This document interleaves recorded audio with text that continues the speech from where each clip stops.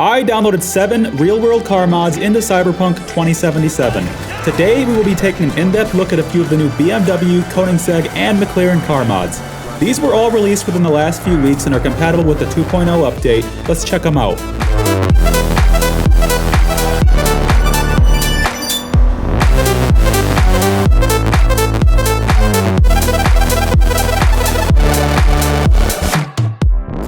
Hello guys, we are back again with some more add-on car mods for Cyberpunk 2077. This video is a continuation of my last video where we looked at cars such as the Bugatti Chiron, the Rolls-Royce Wraith, the Audi R8, the Nissan Skyline, and a few others. I took some suggestions from the comments of the last video, and today we are looking at the McLaren P1, the BMW M8 Competition, the BMW M3, the Koenigsegg Gemera, the Koenigsegg Regera, the McLaren 765 LT, and the BMW M3 GTR.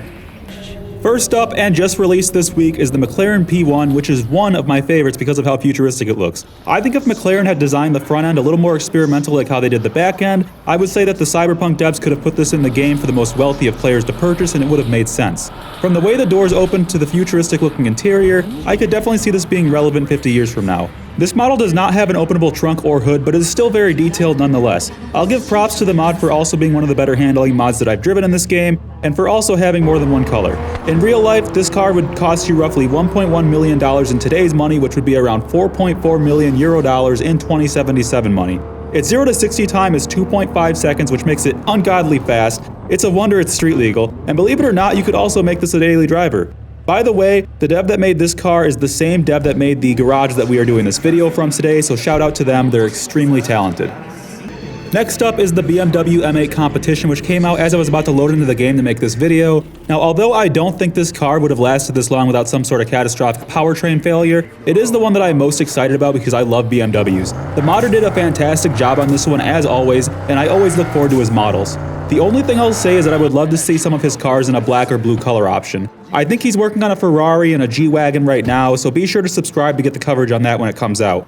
Now, I will admit this one does not really do much in the way of adding to the immersion of the game. This car still feels like it belongs in the 2020s, but that said, it is very detailed. Another thing I would have loved to see an actual BMW instrument cluster, but that's a small detail in the grand scheme of things. This car is a little slower than the last, doing 0 to 60 in 3 seconds. In today's money, these would cost $140,000, which would be roughly 560,000 euro dollars in 2077 money.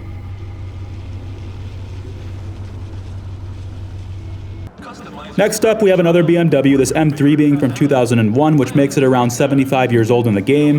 This is the modder's 11th vehicle and it is ready for action. This one came out last week and it is already pretty widely loved by the community. Now, I think that the interior could use a little bit of work and there are some slight bugs with the car overall, such as the windows staying intact when the door is ripped off and a spoiler shadow that appears on the ground when there's no spoiler attached to the car. But I still think it looks and drives pretty good, all things considered. One of my favorite things about this one is that it comes in 8 different color options, I believe, and it also doesn't take off like a rocket ship, which makes it a little easier to handle.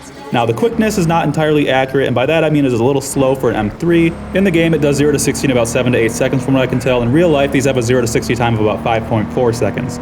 Today, you can get one of these for about $10,000 in real life. It would probably be worth scrap metal in 2077, but I don't know. If you're a BMW fan in the comments, let me know what you think this would be worth in 2077. They say euro dollars are inflated by about 4 times today's money. This bumblebee-looking beast is the Koenigsegg Gemera, made by the same modder that made the McLaren P1. Still no openable trunk or hood, but the detail everywhere else is absolutely fantastic. This one came out over the weekend, and although I don't know much about Koenigsegg, I still am very happy to see this one in the game. These $2 million cars do 0 to 60 in 1.9 seconds, which I really can't even imagine. It is another that sort of feels like it belongs here though. Although, again, it is giving Bumblebee, the interior is really nice to sit in. My only gripe about this car though, and on the subject of the interior, is that there is a slight fog in the window when you're driving. Who knows, that could maybe be accurate to real life, but I don't like it. This one, another Koenigsegg, is the Koenigsegg Regera, which, similar to the P1, has sort of an experimental feel to the back end, which makes it somewhat look like it belongs. The car is definitely an innovator. It has an electric motor that powers the front wheels and a petrol engine that powers the rear. And I'm not sure what it means, but this car is supposedly the world's first fully robotized car, which, you know, sounds cyberpunk. I'm not really sure what that means, so if you know what it means, please let me know in the comments. Now, this car is banned on the roads in the US today, so hopefully that's not the case in 2077, so we're not breaking the law or anything. But this Swedish beast pushes 1,500 horsepower through just one gear, which is sort of insane. It's like the car is always stuck in 6th gear, but I sort of like it.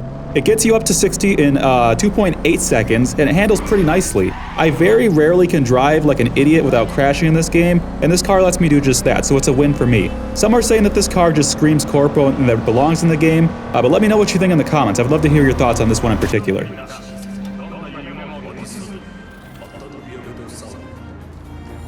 Next up is the McLaren 765 LT, which I know one of you guys are waiting to see. This is another one that comes in a few different color options, and I'm really loving this red one. This one just came out last week, and well, it's a rather popular one already, with not many complaints, so that's good. I would have loved to see an openable trunk or hood, but this car is still very detailed and drives extremely well. It's another one that has awesome handling, and I like that it's a convertible too. Finally, we have the BMW M3 GTR, which I'm going to go ahead and drive out of the garage to take a look at.